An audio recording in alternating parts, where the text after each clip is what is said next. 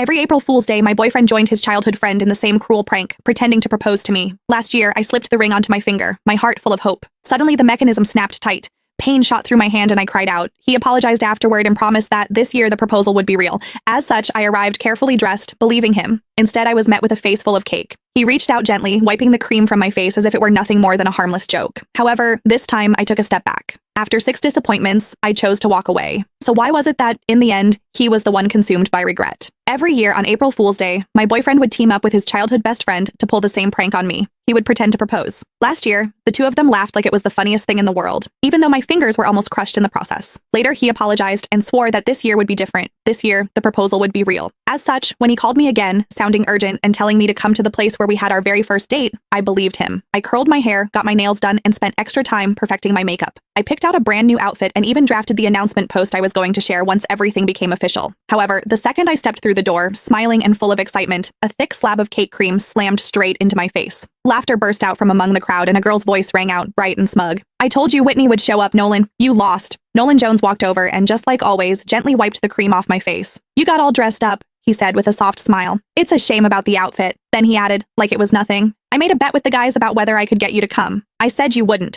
If I won, I'd propose tomorrow. If I lost, I'd propose next year." He looked at me, still smiling. "Sorry, since you showed up, I guess we're not getting married this year after all." I stared at him quietly. "So, you do know what tomorrow is?" He let out a careless laugh. "Of course I do. It's our 6-year anniversary. How could I forget?" The cream clung to my face, sticky and cold. At that moment, something inside me went completely numb. Our anniversary did not even take precedence over a prank, just like I could never beat her. I slipped off the plain couple's ring I had worn for 6 years. "Then let's break up." The sharp, clear sound of the ring hitting the floor cut through the room, and everything went silent. Nolan frowned a little. "Don't make a big deal out of this. It's just some cream. I'll wash it off for you later. You know Sylvia used to go way harder than this. She's already holding back." He glanced at the others. "It wasn't easy getting you here. Don't make it look like I can't even have fun just because I'm in a relationship." Sylvia Lowell made a face, looking upset. "Whitney, it's just a joke. If you don't like it, we'll stop, okay? Why are you talking about breaking up over something like this?" "See, I told you Whitney can't take a joke," someone else said. "You insisted on calling her, now look at what's happened." Sylvia huffed and sat on the couch. The mood shifted instantly. The way everyone looked at me turned cold. She was the only girl in their group, the one everyone spoiled. As long as she was unhappy, everyone would rush to comfort her, Nolan included. The first time I met her, she organized a game of truth or dare. When other people got dared, it was just something a little embarrassing. However, when it was my turn, they asked me to do something way out of line in front of everyone. All I said was that it was too much and I did not like it. Sylvia's eyes immediately turned red and she ran out of the room. Everyone ran after her, Nolan too.